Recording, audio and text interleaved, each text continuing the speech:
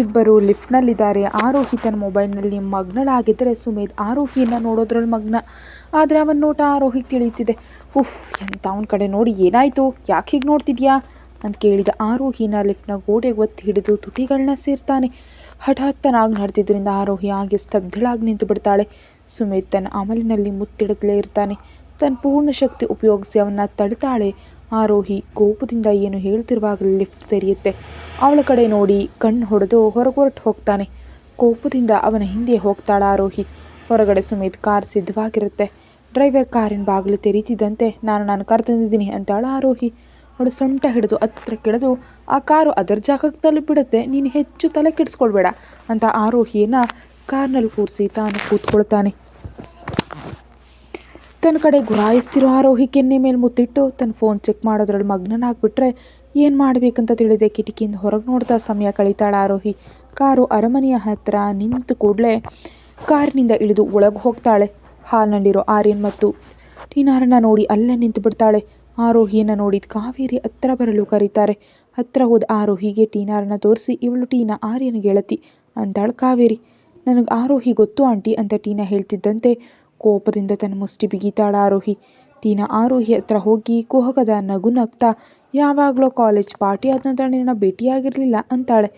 ಆರೋಹಿ ತನ್ನಂತ ನಿಯಂತ್ರಿಸ್ಕೊಂಡು ಅವಳ ಕಡೆ ನೋಡಿ, ನನ್ನ ನೆನಪಿದೆ ಟೀನಾ, ಆದರೂ ನಿನ್ನನ್ನು ನಾನು ಹೇಗೆ ಮರೆಯೋದಕ್ಕೆ ಸಾಧ್ಯ ಅಂತ ಕುಹಕದ ನಗುವಿನೊಂದಿಗೆ, ಸರಿ ಅತಿಥಿಯಾಗಿ ಬಂದಿದೆಯಲ್ಲ, ಸ್ವಲ್ಪ ಹೊತ್ತಿಲ್ಲಿದ್ದು ಎಲ್ಲ ಥರದ ಮರ್ಯಾದೆಗಳನ್ನ ಪಡ್ಕೊಂಡು ಹೋಗು ಅಂತ ಅಲ್ಲಿಂದ ಹೊರಟು ಹೋಗ್ತಾಳ ಆರೋಹಿ. ನನ್ನ ಅನುಮತಿ ಇಲ್ಲದೆ ಹೊರಗಿನವ್ರು ಯಾರು ಆರೋಹಿ ಜೊತೆ ಮಾತಾಡಬಾರ್ದು, ತಿಳಿದಿದೆಯಾ ಅಂತ ಗಂಭೀರವಾಗಿ ಎಲ್ಲರ ಕಡೆ ನೋಡಿ ಅಲ್ಲಿಂದ ಹೊರಟು ಹೋಗ್ತಾನೆ ಸುಮೇಧ್. ನಾನು ಹೊರಗಿನವಳ ಅಂತ ಆರ್ಯನ್ ಕಡೆ ಕೋಪದಿಂದ ನೋಡಿ ಅಲ್ಲಿಂದ ಹೊರಟು ಹೋಗ್ತಾಳೆ ಟೀನಾ. ಆರೋಹಿ ರೂಮಿಗೆ ಹೋಗಿ ಮೊಬೈಲ್ ಫೋನನ್ನು ಹಾಸಿಗೆ ಮೇಲಿಸಿದು ವಾಶ್ರೂಮ್ಗೆ ಹೋಗ್ತಾಳೆ. ಅಷ್ಟರಲ್ಲೇ ರೂಮಿಗೆ ಬಂದ ಸುಮೇಧ್ ಆರೋಹಿ ಫೋನ್ಗೆ ಬಂದ ನೋಟಿಫಿಕೇಷನ್ ಶಬ್ದ ಕೇಳಿಸಿ ಅವಳ ಫೋನನ್ನು ಪರೀಕ್ಷಿಸ್ತಾನೆ. ವಾಟ್ಸಪ್ನಲ್ಲಿ ಕಬ್ಬಿನಿಂದ ಬಂದ ಸಂದೇಶ ನೋಡಿ ಕೋಪ ತುತ್ತ ತುದಿಗೇರುತ್ತೆ. ಅವನು ತನ್ನ ಕೈಯನ್ನು ಕುತ್ತಿಗೆ ಹಿಂದೆ ತೆಗೆದುಕೊಂಡು ಹೋಗಿ ಉಜ್ಕೊಳ್ತಾನೆ. ಇದರರ್ಥ ಅವನು ತನ್ನ ಕೋಪವನ್ನು ನಿಯಂತ್ರಿಸಲು ಪ್ರಯತ್ನಿಸ್ತಿದ್ದಾನೆ ಅಂತ. ಅಷ್ಟರಲ್ಲೇ ಆರೋಹಿ ವಾಶ್ರೂಮ್ನಿಂದ ಹೊರಗೆ ಬರ್ತಾಳೆ. ಹಿಂದಕ್ಕೆ ತಿರುಗಿ ಆರೋಹಿ ಕಡೆ ನೋಡ್ತಾನೆ. ಯಾಕೆ ನನ್ನ ಕಡೆ ನೋಡ್ತಿದ್ಯಾ? ಆರೋಹಿಯ ಕೇಳಿದ ಕೂಡಲೇ ಅವಳ ಕಡೆ ಹೋಗ್ತಾನೆ. ಅವನು ತನ್ನ ಕಡೆ ಬರ್ತಿರೋದನ್ನು ನೋಡಿ ಹಿಂದಕ್ಕೆ ಹೆಜ್ಜೆ ಹಾಕ್ತಾ ವಾಶ್ರೂಮ್ ಬಾಗಿಲು ಬರಲು ಅಲ್ಲಿ ಸಿಕ್ಕಾಕೊಳ್ತಾಳೆ. ಆರೋಹಿಗೆ ಆ ಕ್ಷಣದಲ್ಲಿ ಅರ್ಥ ಆಗ್ಬಿಡುತ್ತೆ ಸುಮೇಧ್ ಯಾವುದಕ್ಕೂ ಕೋಪದಲ್ಲಿದ್ದಾನೆ ಅಂತ. ತುಂಬ ಹತ್ತಿರ ಹೋಗಿ ಅವಳ ಟೀ ಶರ್ಟ್ ಸರಿಪಡಿಸ್ತಾ, ಸ್ವಲ್ಪ ಜಾಗರೂಕತೆಯಿಂದ ಇರು ಬೇಬಿ, ಇಲ್ದಿದ್ರೆ ಯಾರಾದರೂ ಯಾವಾಗಲಾದರೂ ನಿನ್ನನ್ನು ಬಳಸ್ಕೊಳ್ತಾರೆ ಅಂತ ಅವಳ ಹೆಗಲ ಮೇಲೆ ಮುತ್ತಿಟ್ಟು ಹೊರಗೆ ಹೋಗ್ಬಿಡ್ತಾನೆ ಸುಮೇಧ್. ಅವನು ಹೋದ ಕಡೆ ಗೊಂದಲದಿಂದ ನೋಡ್ತಾ, ಇವನ ಮಾತುಗಳ ಅರ್ಥ ಏನು ಅಂತ ಹಾಸಿಗೆ ಮೇಲೆ ಕೂತು ತನ್ನ ಫೋನ್ ಪರೀಕ್ಷಿಸ್ತಾಳೆ. ಅದರಲ್ಲಿ ಕಬೀರ್ ಕಳುಹಿಸಿದ ಸಂದೇಶ. ನಾಳೆ ಹೇಗಾದರೂ ಫ್ಲ್ಯಾಟಿಗೆ ಬಾ ಅಂತ ಕರೆದಿದ್ದಾನೆ. ಆ ಸಂದೇಶ ನೋಡಿದ ಮೇಲೆ ಇವತ್ತು ಆಫೀಸ್ನಲ್ಲೇ ನಡೆದಿದ್ದೆಲ್ಲ ನೆನಪಿಗೆ ಬರುತ್ತೆ. ಜೋರಾಗಿ ಉಸಿರು ಬಿಟ್ಟು ಸುಮೇಧ್ಗೆ ಕಬೀರ್ ಅಂದರೆ ನಿಜಕ್ಕೂ ಇಷ್ಟ ಇಲ್ಲ, ಆದರೆ ನನ್ನ ಕೆಲಸದ ನಿಮಿತ್ತ ನಾನು ಹೋಗಲೇಬೇಕು, ತಪ್ಪದು ಅಂತ ಅಂದ್ಕೊಳ್ತಾಳೆ. ಕೋಪದಿಂದ ಸ್ವತಃ ಡ್ರೈವ್ ಮಾಡ್ತಾ ಸ್ವಲ್ಪ ಹೊತ್ತಿನ ನಂತರ ಕಬೀರ್ ಫ್ಲ್ಯಾಟ್ ಮುಂದೆ ಕಾರ್ ನಿಲ್ಲಿಸಿ ಕೆಳಗಿಳಿತಾನೆ ಸುಮೇಧ್. ಆ ಸುತ್ತಮುತ್ತಲೆಲ್ಲ ಒಂದು ಬಾರಿ ನೋಡಿ ಫ್ಲ್ಯಾಟ್ ಒಳಗೆ ಹೋಗ್ತಾನೆ ಸುಮೇಧ್. ಕೆಳಗೆ ಹಾಲ್ನಲ್ಲಿ ಯಾರೂ ಇರೋದಿಲ್ಲ. ಕಬೀರ್ ಅಂತ ಜೋರಾಗಿ ಕರೀತಾನೆ ಸುಮೇಧ್. ಸುಮೇಧ್ ಧ್ವನಿ ಕೇಳಿ ಕಬೀರ್, ರಾಮ್ ಇಬ್ಬರು ಮೆಟ್ಟಿಲಿಳಿದು ಕೆಳಗೆ ಬರ್ತಾರೆ. ಅಲ್ಲಿ ಸುಮೇಧ್ನನ್ನು ನೋಡಿ ಇಬ್ಬರು ಬೆಚ್ಚಿ ಬೀಳ್ತಾರೆ. ನೀನಿಲ್ಲಿ ಅಂತ ಕೇಳ್ತಾರೆ. ವ್ಯಂಗ್ಯವಾಗಿ ಕಬೀರ್ ಕಡೆ ನೋಡಿ, ನಿರೀಕ್ಷಿಸಿರ್ಲಿಲ್ಲ ಅಲ್ವಾ ನನ್ನಂತಹ ರಾಜ ನಿನ್ನ ಫ್ಲ್ಯಾಟಿಗೆ ಬರ್ತಾನೆ ಅಂತ ಕೇಳ್ತಾನೆ. ಓ ಹೌದಾ, ಹಾಗಾದರೆ ನನ್ನ ಫ್ಲ್ಯಾಟ್ಗೆ ಯಾಕೆ ಬಂದೆ ಅಂತ ಕೇಳ್ತಾನೆ ಕಬೀರ್. ಅಲ್ಲೇ ಇದ್ದ ಸೋಫಾದಲ್ಲಿ ಕಾಲ್ ಮೇಲೆ ಕಾಲು ಹಾಕ್ಕೊಂಡು ಕೂತು ಕಬೀರ್ ಮತ್ತು ರಾಮ್ ಕಡೆ ತೀಕ್ಷ್ಣವಾಗಿ ನೋಡ್ತಾನೆ ಸುಮೇಧ್. ತನ್ನನ್ನೇ ನೋಡ್ತಾ ಇರೋ ಇಬ್ಬರ ಕಡೆ ನೋಡಿ ಮುಖದಲ್ಲಿ ಯಾವುದೇ ಭಾವನೆಗಳಿಲ್ಲದೆ ಆರೋಹಿಗೆ ವಿಡಿಯೋ ಯಾಕೆ ಕಳಿಸ್ದೆ ಅಂತ ಕೇಳ್ತಾನೆ ಸುಮೇಧ್. ಕಬೀರ್ ರಾಮ್ ಒಬ್ಬರ ಮುಖ ಒಬ್ಬರು ನೋಡ್ಕೊಳ್ತಾರೆ. ಆ ನಂತರ ಸುಮೇಧ್ ಕಡೆ ನೋಡಿ, ಯಾವ ವಿಡಿಯೋ ಅಂತ ಕೇಳ್ತಾನೆ ಕಬೀರ್. ಆಹಾ ಅಂತ ಕಬೀರ್ ಕಡೆ ನೋಡಿ, ಯಾವ ವಿಡಿಯೋ ಕಳಿಸಿದೆಯೋ ಹೇಳಬೇಕಾ, ತೋರಿಸ್ಬೇಕಾ ಅಂತ ವ್ಯಂಗ್ಯವಾಗಿ ಹೇಳ್ತಾನೆ ಸುಮೇಧ್. ಕಿರಿಕಿರಿಯಿಂದ ಸುಮೇಧ್ ಕಡೆ ನೋಡಿ, ಹೌದು ಕಳಿಸಿದ್ದೀನಿ ವಿಡಿಯೋ, ಯಾಕಂದರೆ ಆರೋಹಿ ನಿನ್ನ ಈ ಮಾತುಗಳನ್ನ ನಂಬಾರ್ದು ಅಂತ. ಅದಕ್ಕೀಗ ಏನು? ಕ್ರೂರ ನಗುವಿನೊಂದಿಗೆ ಕಬೀರ್ ಕಡೆ ನೋಡಿ, ಅವಳಿಗೆ ನಿನ್ನ ಮೇಲೂ ನಂಬಿಕೆ ಇರಬೇಕು ಎಂಬ ಪದವನ್ನು ಒತ್ತಿ ಹೇಳ್ತಾ, ಆದರೆ ಈಗ ಅಂತ ಸುಮ್ಮನಾಗ್ತಾನೆ ಸುಮೇಧ್. ಕೋಪದಿಂದ ಅವನ ಕಡೆ ನೋಡಿ, ಆರೋಹಿ ಈಗಲೂ ನನ್ನ ನಂಬ್ತಾಳೆ, ನನ್ನ ಮೇಲೆ ಕೋಪದಲ್ಲಿದ್ದಾಳಷ್ಟೇ, ಆದರೂ ಒಂದು ವಿಡಿಯೋ ಬಗ್ಗೆ ಈ ಮಾಫಿಯಾ ಕಿಂಗ್ ಸುಮೇಧ್ ಚಕ್ರವರ್ತಿ ನನ್ನ ಫ್ಲ್ಯಾಟಿಗೆ ಬಂದ, ಇದು ಆಶ್ಚರ್ಯವೇ ಸರಿ ಅಂತಾನೆ. ಕ್ರೂರ ನಗುವಿನೊಂದಿಗೆ ಕಬೀರ್ ಕಡೆ ನೋಡಿ, ಒಂದು ವಿಡಿಯೋಗಾಗಿ ನಾನು ನಿನ್ನ ಫ್ಲ್ಯಾಟಿಗೆ ಬಂದೆ ಅಂತ ಯಾವತ್ತೂ ಅಂದ್ಕೊಳ್ಬೇಡ, ನಾನು ನಿನಗೆ ಕೇವಲ ವಾರ್ನಿಂಗ್ ನೀಡೋದಕ್ಕೆ ಬಂದಿದ್ದೀನಿ, ಆರೋಹಿಯಿಂದ ದೂರ ಇರು ಅಂತಾನೆ. ಆ ಮಾತಿಗೆ ಅವನ ಕಡೆ ನೋಡ್ತಾನೆ ಕಬೀರ್. ಸೋಫಾದಿಂದ ಎದ್ದು ಕಬೀರ್ ಎದುರಿಗೆ ಹೋಗಿ, ಆರೋಹಿ ಸುಮಿತ್ ಚಕ್ರವರ್ತಿಗೆ ಮಾತ್ರ ಸೇರಿದವಳು, ಅವಳಿಂದ ದೂರ ಇರು, ಯಾಕಂದರೆ ಆಕೆ ನನ್ನವಳು. ಮತ್ತು ಇನ್ನೊಂದು ವಿಷಯ, ಅವಳು ನಿಷ್ಕಲ್ಮಶ ಮನಸ್ಸಿನವಳು ಹೌದು, ಆದರೆ ಬುದ್ಧಿ ಇಲ್ಲದವಳೆಲ್ಲ ತಿಳಿದಿದೆಯೇ ಅಂತ ಹೋಗ್ತಿದ್ರೆ, ಆರೋಹಿ ನಿನಗೆ ಅಷ್ಟು ಮುಖ್ಯವೇ ಅಂತ ಅಲ್ಲಿವರೆಗೆ ಸುಮ್ಮನಿದ್ದ ರಾಮ್ ಕೇಳ್ತಾನೆ. ಹಿಂದಕ್ಕೆ ತಿರುಗಿ ನೋಡದೆ, ಅವಳು ನನ್ನ ರಾಣಿ ಅಂತ ಅಲ್ಲಿಂದ ಹೊರಟು ಹೋಗ್ತಾನೆ ಸುಮೇಧ್. ರಾತ್ರಿ ತನ್ನ ಕೋಣೆಗೆ ಹೋದ ಸುಮೇಧ್ ಹಾಸಿಗೆ ಮೇಲೆ ದಿಂಬನ್ನು ತಪ್ಕೊಂಡು ಮುದ್ದಾಗಿ ಮಲಗಿರೋ ಆರೋಹಿಯನ್ನು ನೋಡಿ ವಾಶ್ರೂಮ್ಗೆ ಹೋಗಿ ಫ್ರೆಶ್ ಆಗಿ ರಾತ್ರಿ ಬಟ್ಟೆ ಧರಿಸಿ ಅವಳ ಪಕ್ಕದಲ್ಲಿ ಮಲಗಿ ದಿಂಬನ್ನು ತೆಗೆದು ಪಕ್ಕಕ್ಕಿಟ್ಟು ಅವಳ ಕಡೆ ನೋಡಿ ಆರೋಹಿಯನ್ನು ತನ್ನ ಎದೆ ಮೇಲೆ ಎಳ್ಕೊಂಡು ತಪ್ಕೊಂಡು ಮಲಗ್ತಾನೆ ಸುಮೇಧ್. ಬೆಳಿಗ್ಗೆ ಕಣ್ತೆರೆದ ಆರೋಹಿ ತನ್ನ ಫೋನ್ ಚೆಕ್ ಮಾಡ್ತಾಳೆ.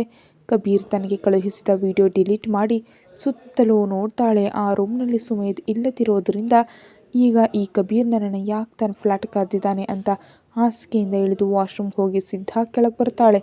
ಹಾಲ್ ಪೂರ್ತಿ ಖಾಲಿಯಾಗಿರೋದ್ರಿಂದ ಮನೆಯವರೆಲ್ಲ ಎಲ್ಲಿಗೆ ಹೋದ್ರು ಅಂತ ಒಂದು ಬಾರಿ ಸುತ್ತಲೂ ನೋಡಿ ಹೊರಗೆ ಹೋಗಿ ಕಾರ್ ಸ್ಟಾರ್ಟ್ ಮಾಡಿ ಕಬೀರ್ ಫ್ಲ್ಯಾಟ್ ಹತ್ರ ಕಾರ್ ನಿಲ್ಲಿಸಿ ಒಳಗೆ ಹೋಗ್ತಾಳೆ. ಹಾಲ್ನಲ್ಲಿ ಸೋಫಾದಲ್ಲಿ ಕೂತು ಲ್ಯಾಪ್ಟಾಪ್ನಲ್ಲಿ ಏನೋ ಗಂಭೀರವಾದ ಕೆಲಸ ಮಾಡ್ತಿರ್ತಾನೆ ಕಬೀರ್ ಮತ್ತು ರಾಮ್.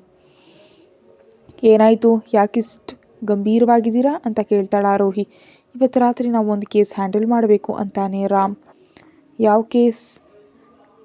ಮಾನವ ಕಳ್ಳ ಸಾಗಾಣಿಯನ್ನು ತಡಿಬೇಕು ಅಂತ ಕಬೀರ್ ಹೇಳಿದಾಗ, ಏನೂ ಮಾನವ ಕಳ್ಳ ಸಾಗಾಣಿ? ಆದರೆ ಯಾರು ಮಾಡ್ತಿದ್ದಾರೆ ಅದೆಲ್ಲ ಅಂತ ಕೇಳ್ತಾಳೆ ಆರೋಹಿ. ಸುಮೇಧ್ ಚಕ್ರವರ್ತಿ ಅಂತ ರಾಮ್ ಹೇಳಿದ ಕೂಡಲೇ ಆಘಾತದಿಂದ ಅವನ ಕಡೆ ನೋಡ್ತಾಳೆ. ಅಷ್ಟೊಂದು ಆಘಾತಕ್ಕೊಳಗಾಗೋ ಅಗತ್ಯ ಇಲ್ಲ, ನೀನು ಗೊತ್ತು ತಾನೆ ನಿನ್ನ ಗಂಡ ಎಂಥವನು ಅಂತಾನೆ ರಾಮ್. ಕಬೀರ್ ಲ್ಯಾಪ್ಟಾಪ್ ಟೇಬಲ್ ಮೇಲಿಟ್ಟು, ತುಂಬ ಜನ ಇದ್ದಾರೆ ಈ ಸಾಗಾಣಿಯಲ್ಲಿ, ಎಲ್ಲ ವಯಸ್ಸಿನವರಿದ್ದಾರೆ, ಅವ್ರನ್ನ ಸಮುದ್ರ ಮಾರ್ಗದಿಂದ ಸೌದಿಗೆ ಕಳಿಸ್ತಿದ್ದಾರೆ. ಮತ್ತು ಈಗ ಈ ಕಳ್ಳ ಸಾಗಾಣಿಯನ್ನು ನೀನು ಮತ್ತು ರಾಮ್ ಯಾವುದೇ ಪರಿಸ್ಥಿತಿಯಲ್ಲೂ ತಡಿಲೇಬೇಕು. ಆ ಅಮಾಯಕರ ಜೀವಕ್ಕೆ ಸಂಬಂಧಿಸಿದ ವಿಷಯ ಇದು ಅಂತಾನೆ ಕಬೀರ್. ಆದರೆ ನಾವಿಬ್ಬರು ಅಷ್ಟು ದೊಡ್ಡ ಮಾನವ ಕಳ್ಳ ಸಾಗಾಣಿನ ಹೇಗೆ ತಡೆಯೋದಕ್ಕೆ ಸಾಧ್ಯ ಚೀಫ್ ಅಂತ ಕೇಳ್ತಾಳೆ ಆರೋಹಿ. ಇಬ್ಬರಲ್ಲ ಮೂವರು, ಮತ್ತು ಆ ಮೂರನೇ ವ್ಯಕ್ತಿ ನಿಮ್ಮಿಬ್ಬರಿಗೂ ಸಹಾಯ ಮಾಡ್ತಾನೆ ಅಂತ ಕಬೀರ್ ಹೇಳ್ತಾನೆ. ಮೂರನೇ ವ್ಯಕ್ತಿ ಯಾರು ಅಂತ ಗೊಂದಲದಿಂದ ಕೇಳ್ತಾಳೆ ಆರೋಹಿ. ಬಾ ತೋರಿಸ್ತೀನಿ ಅಂತ ಆರೋಹಿ ಕೈ ಹಿಡಿದು ಮೇಲಿರೋ ರೂಮಿಗೆ ಕರ್ಕೊಂಡು ಹೋಗ್ತಾನೆ ರಾಮ್. ಆ ರೂಮ್ನಲ್ಲಿ ಯಾರೋ ಕುರ್ಚಿಯ ಮೇಲೆ ಕೂತಿರ್ತಾರೆ. ಆ ರೂಮ್ ಪೂರ್ತಿ ಕತ್ತಲಾಗಿರುತ್ತೆ. ಅಷ್ಟರಲ್ಲೇ ರಾಮ್ ಲೈಟ್ಗಳನ್ನೆಲ್ಲ ಆನ್ ಮಾಡಿದ್ದಕ್ಕೆ ಕುರ್ಚಿಯಲ್ಲಿದ್ದ ವ್ಯಕ್ತಿಯನ್ನು ನೋಡಿ ಆಘಾತದಿಂದ ಹಾಗೆ ನೋಡ್ತಾ ನಿಂತು ಬಿಡ್ತಾಳೆ ಆರೋಹಿ. ಆಫೀಸ್ ಕ್ಯಾಬಿನ್ನಲ್ಲಿ ಕುರ್ಚಿಯಲ್ಲಿ ಹಿಂದಕ್ಕೆ ತಲೆ ಹಾಕಂಡು ಮುಚ್ಚಿದ್ದ ಸುಮೇಧ್ ಹಠಾತ್ತನೆ ಕಣ್ತೆರೆದು ರಾಕ್ಷಸನಂತೆ ಜೋರಾಗಿ ನಗ್ತಾನೆ. ಈ ಸುಮೇಧ್ಗೆ ತಿಳಿಯದಿರೋದು ಈ ಪ್ರಪಂಚದಲ್ಲಿ ಯಾವುದೂ ಇಲ್ಲ. ನನಗೆ ತಿಳಿಯದಂತೆ ನೀವು ಯಾವುದೇ ಆಟ ಆಡೋದಕ್ಕೆ ಸಾಧ್ಯ ಇಲ್ಲ. ಮತ್ತು ಇನ್ನೊಂದು ವಿಷಯ, ನಾನು ಹಾಕಿದ್ದ ಯೋಜನೆಯನ್ನು ನಾನಲ್ಲದೆ ಯಾರೂ ತಡೆಯೋದಕ್ಕೆ ಸಾಧ್ಯ ಇಲ್ಲ, ಯಾರೇ ಆಗಿರಲಿ, ಕೊನೆಗೆ ನನ್ನ ಹೆಂಡತಿ ಆದರೂ ಸಹ ಅಂತ ಆರೋಹಿ ಫೋಟೋ ನೋಡ್ತಾ ಆ ಫೋಟೋವನ್ನು ಸವರ್ತಾ ಐ ಮಿಸ್ ಯು ಬೇಬಿ ಅಂತಾನೆ. ರೂಮ್ ಲೈಟ್ ಎಲ್ಲ ಆನ್ ಆದ ಕೂಡಲೇ ಎದುರಿಗಿರೋ ವ್ಯಕ್ತಿಯನ್ನು ನೋಡಿ ಆಘಾತದಿಂದ ನೀನಾ ಅಂತಾಳೆ. ಹೌದಾರೋಹಿ, ಇವನು ರಿಹಾನ್, ಸುಮೇಧ್ನ ತಮ್ಮ ಮತ್ತು ನಮ್ಮ ಗುಪ್ತಚರ ಏಜೆಂಟ್ ಅಂತ ಕಬೀರ್ ಹೇಳಿದಾಗ ಆರೋಹಿ ಆಘಾತದಿಂದ ಹಾಗೆ ನಿಂತು ಬಿಡ್ತಾಳೆ. ಆರೋಹಿ ಅಂತ ರಾಮ್ ಅವಳ ಹೆಗಲ ಮೇಲೆ ಕೈ ಹಾಕಿ ಅಲುಗಾಡಿಸೋದಕ್ಕೆ ಕೋಪದಿಂದ ಅವರಿಬ್ಬರ ಕಡೆ ನೋಡಿ, ನಿಜಕ್ಕೂ ಇಲ್ಲೇನು ನಡೀತಿದೆ ಅಂತ ಯಾರಾದರೂ ನನಗೆ ಹೇಳ್ತೀರಾ ಅಂತಾಳೆ. ರಿಹಾನ್ ಮತ್ತು ರಾಮ್ ಇಬ್ಬರು ಆತ್ಮೀಯ ಗೆಳೆಯರು. ಇಬ್ಬರು ಕೂಡ ಒಂದೇ ಬಾರಿ ನಮ್ಮ ಏಜೆನ್ಸಿಗೆ ಸೇರಿದವರು. ರಿಹಾನ್ಗೆ ತನ್ನ ಅಣ್ಣ ಮಾಡೋ ಕಾನೂನು ಬಾಹಿರ ವ್ಯವಹಾರಗಳ ಬಗ್ಗೆ ತಿಳಿದಿದೆ, ಅದಕ್ಕಾಗಿ ರಹಸ್ಯವಾಗಿ ಇಲ್ಲಿ ಏಜೆಂಟಾಗಿ ಸೇರಿದ್ದಾನೆ. ಆದರೆ ಇಷ್ಟು ದಿನಗಳಾದರೂ ರಿಹಾನ್ ಕೂಡ ತನ್ನ ಅಣ್ಣನ ಬಗ್ಗೆ ಪೂರ್ತಿ ತಿಳಿಯೋದಕ್ಕೆ ಸಾಧ್ಯ ಆಗಿಲ್ಲ ಅಂತಾನೆ ಕಬೀರ್ ಕಡೆ ಕೋಪದಿಂದ ನೋಡಿ, ಇನ್ನು ಏನೇನು ವಿಷಯಗಳನ್ನ ನನ್ನ ಹತ್ರ ಬಚ್ಚಿಟ್ಟಿದ್ದೀರಾ ನೀವೆಲ್ಲ ಅಂತ ಕಿರಿಸ್ತಾಳೆ.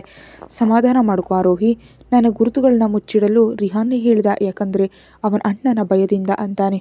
ಹೌದು ಆರೋಹಿ, ನನ್ನ ವೃತ್ತಿಯ ಬಗ್ಗೆ ಯಾರಿಗೂ ತಿಳಿಬಾರ್ದು ಅಂತ ನನ್ನ ಗುರುತನ್ನು ಬಚ್ಚಿಟ್ಟಿದ್ದೆ ಅಂತಾನೆ ರಿಹಾನ್.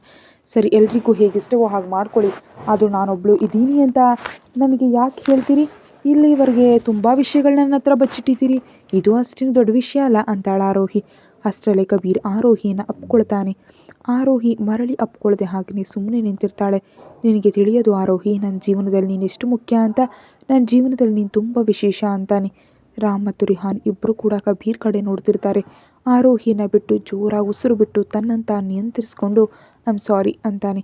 ರಿಹಾನ್ ಕಡೆ ನೋಡಿ, ನಾನು ಅರಮನೆಗೆ ಬಂದಾಗ ನೀನು ಅಲ್ಲಿ ಯಾಕಿರಲಿಲ್ಲ ಅಂತ ಕೇಳ್ತಾಳೆ. ನಾನು ಒಂದು ರಹಸ್ಯ ಕಾರ್ಯಾಚರಣೆಯಲ್ಲಿದ್ದೆ, ಮೊನ್ನೆ ತಾನೇ ಕಾರ್ಯಾಚರಣೆ ಮುಗಿಸಿ ಬಂದೆ ಅಂತ ರಿಹಾನ್ ಹೇಳಿದ ಕೂಡಲೇ ಓಕೆ ಅಂತ ಸುಮ್ಮನಾಗ್ತಾಳೆ ಆರೋಹಿ. ಆನಂತರ ತಾನು ಸಂಗ್ರಹಿಸಿದ ನಕ್ಷೆಯಂತಂದು ಅವರಿಬ್ಬರಿಗೂ ಇವತ್ತು ಆ ಮಾನವ ಕಣ್ಣ ಸಾಗಣೆಯನ್ನು ಹೇಗೆ ತಡಿಬೇಕು, ಆ ಜಾಗಕ್ಕೆ ಹೇಗೆ ಹೋಗಬೇಕು, ಒಂದು ವೇಳೆ ಅವರ ಕಣ್ಣಿಗೆ ಬಿದ್ದರೆ ಹೇಗೆ ಬಚಾವಾಗಬೇಕು ಎಲ್ಲವನ್ನ ಕಬೀರ್ ವಿವರಿಸ್ತಾನೆ. ಇದು ತುಂಬ ಸುಲಭವಲ್ವೇ ಕಬೀರ್ ಅಂತಾನೆ ರಾಮ್. ಇಲ್ಲ ರಾಮ್, ನೋಡಲು ಸುಲಭವಾಗಿ ಕಂಡ್ರೂ ಅಲ್ಲಿಗೆ ಹೋಗೋದಕ್ಕಷ್ಟು ಸುಲಭ ಅಲ್ಲ. ಯಾಕಂದರೆ ಈ ಜಾಗವನ್ನೆಲ್ಲ ಸುಮೇಧ್ ಸಿದ್ಧಪಡಿಸಿರೋದು. ಸುಮೇಧ್ ಸಿದ್ಧಪಡಿಸಿದ್ರೆ ಪ್ರತಿಯೊಂದು ಮಾಹಿತಿಯು ಅವನ ಹತ್ರ ಇರುತ್ತೆ ಅಂತಾನೆ ಕಬೀರ್. ಹಾಗಾದರೆ ಈ ಕಾರ್ಯಾಚರಣೆ ಅಸಾಧ್ಯ. ಕಾರ್ಯಾಚರಣೆಯನ್ನು ಹೀಗಾದರೂ ಸಾಧ್ಯ ಮಾಡಿ ಮಾನವ ಕಳ್ಳ ಸಾಗಾಣಿಯನ್ನು ತಡಿಲೇಬೇಕು ಅಂತಾಳ ಆರೋಹಿ.